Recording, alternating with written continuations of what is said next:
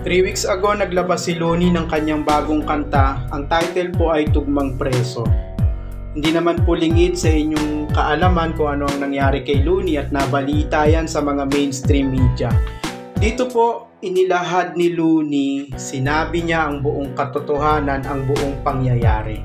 Sa kanta na ito mapapakinggan nyo kung ano yung katotohanan talaga.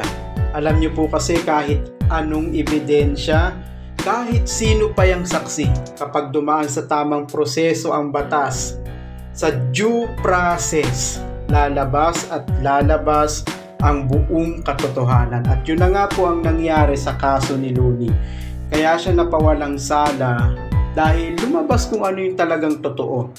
Pakinggan nyo na lang po ang kanyang kanta, panuorin nyo po sa kanyang YouTube channel. Paki-subscribe nyo po ang kanyang YouTube channel at paki-follow nyo siya sa kanyang Facebook account.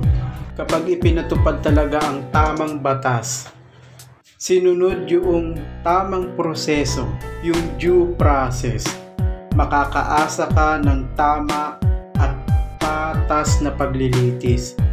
Isang hukom na hindi nababayaran, isang matinong hukom ang hahatol, makakaasa ka ng hustisya.